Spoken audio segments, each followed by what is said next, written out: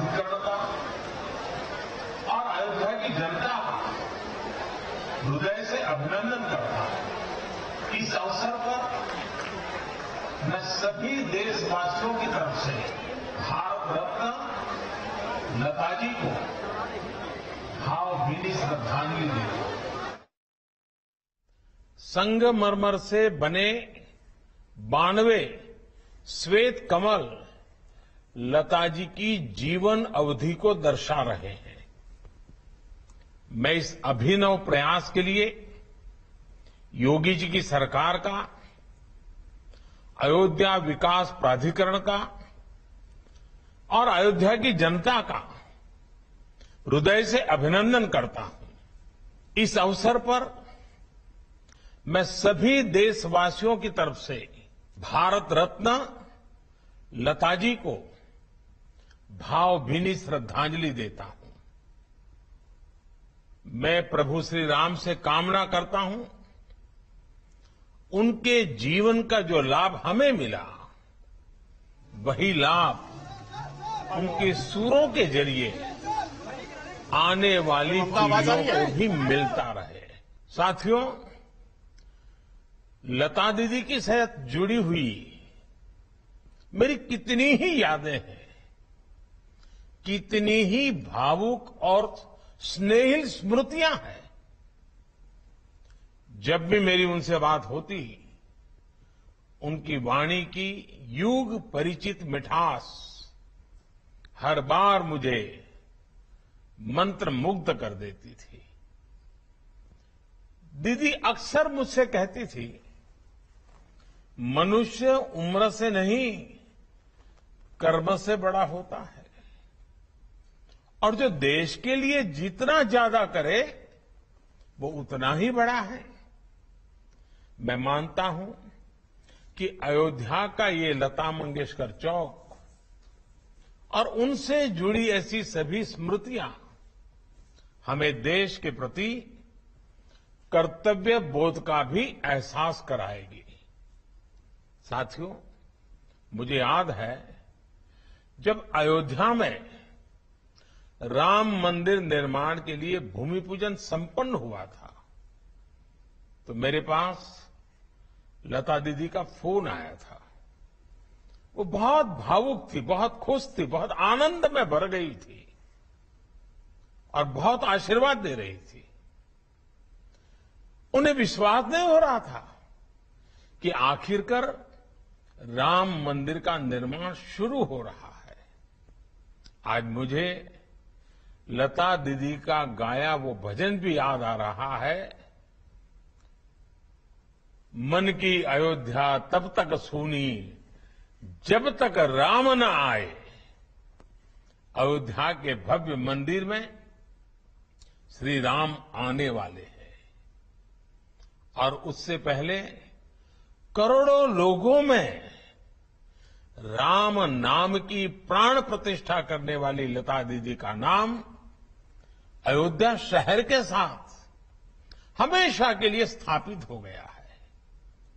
वहीं रामचरित मानस में कहा गया है, राम ते अधिक राम कर दासा, अर्थात राम जी के भक्त राम जी के भी पहले आते हैं। संभवतः इसलिए राम मंदिर के भव्य निर्माण के पहले उनकी आराधना करने वाली उनकी भक्त लता दीदी की स्मृति में बनाए चौक भी मंदिर से पहले ही बन गया है। साथियों, प्रभु राम तो हमारी सभ्यता के प्रतीक पुरुष है। राम हमारी नैतिकता के, हमारे मूल्यों, हमारी मर्यादा, हमारे कर्तव्य के जीवंत आदर्श हैं। अयोध्या से लेकर रामेश्वरम तक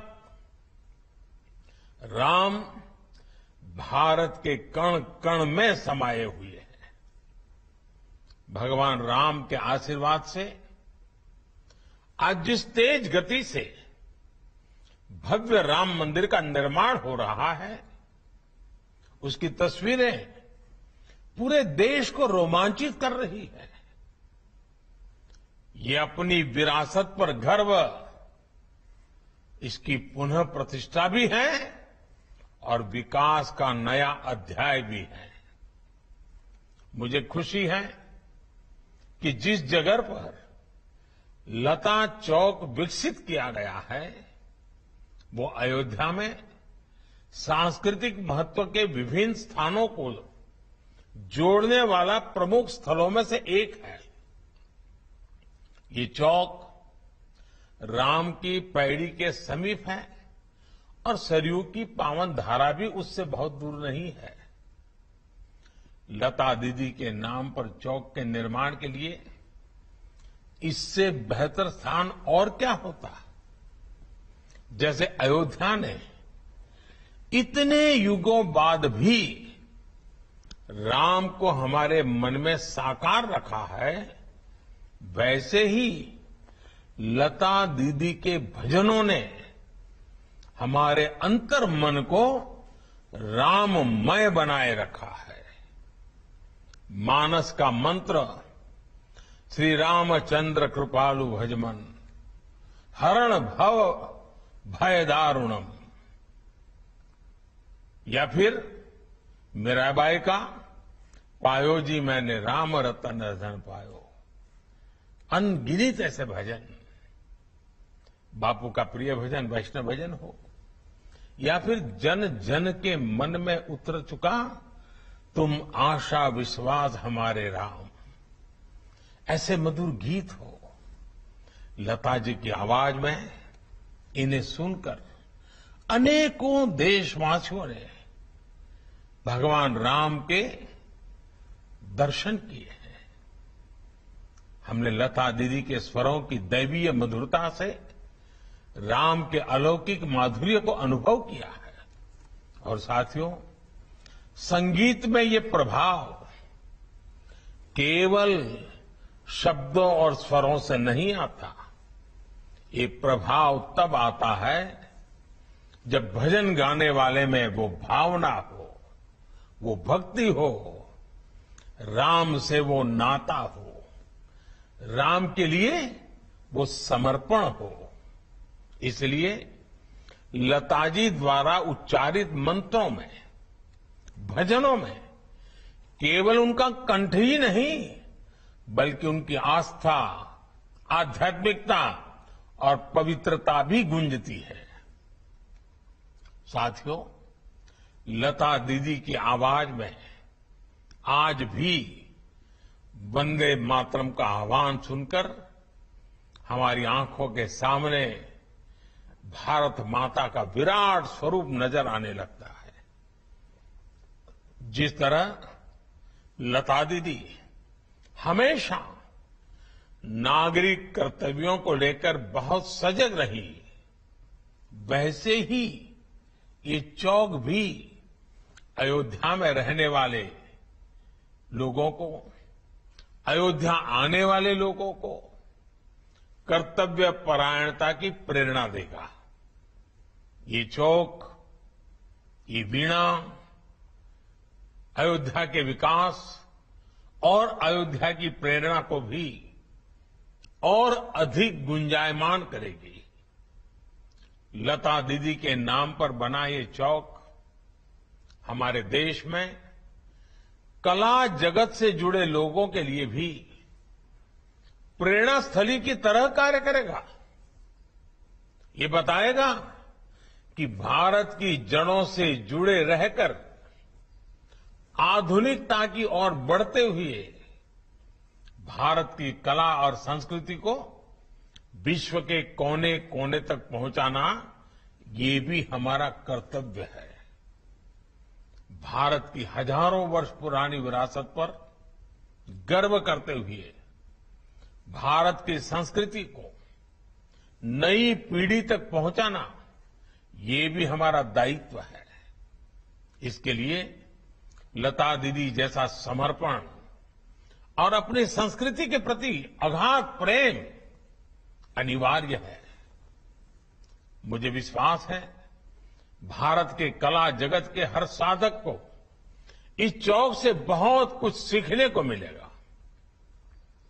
लता दीदी के स्वर युगों युगों तक देश के कण कण को जोड़े रखेंगे। इसी विश्वास के साथ अयोध्या वासियों से भी मेरी कुछ अपेक्षाएं हैं। बहुत ही निकट भविष्य में राम मंदिर बनना है। देश के कोटि कोटि लोग अयोध्या आने वाले हैं। आप कल्पना कर सकते हैं, अयोध्या वासियों ने अयोध्या को कितना भव्य बनाना होगा, कितना सुंदर बनाना होगा, कितना स्वच्छ बनाना होगा, और इसकी तैयारी आज से ही करनी चाहिए। और ये काम अयोध्या के हर नागरिक को करना है, हर अयोध्या वासी को करना है। तभी जाकर के अयोध्या की आन बान शान, जब कोई भी यात्री आएगा तो राम मंदिर की श्रद्धा के साथ साथ अयोध्या की व्यवस्थाओं को, अयोध्या की भव्यता को, अयोध्या की मेहमान नवाजी को अनुभव करके जाएगा। मेरे अयोध्या के भाइयों बहनों, तैयारियां अभी से शुरू कर दीजिए। और लता दीदी का जन्मदिन हमेशा हमेशा के लिए प्रेरणा देता रहे।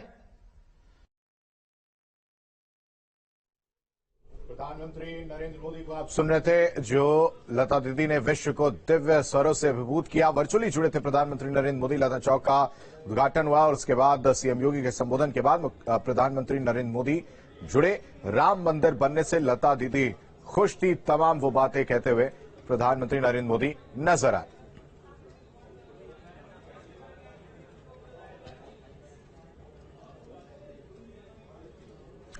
तो लता चौक का उद्घाटन हो चुका है। प्रधानमंत्री नरेंद्र मोदी को आप सुन रहे थे।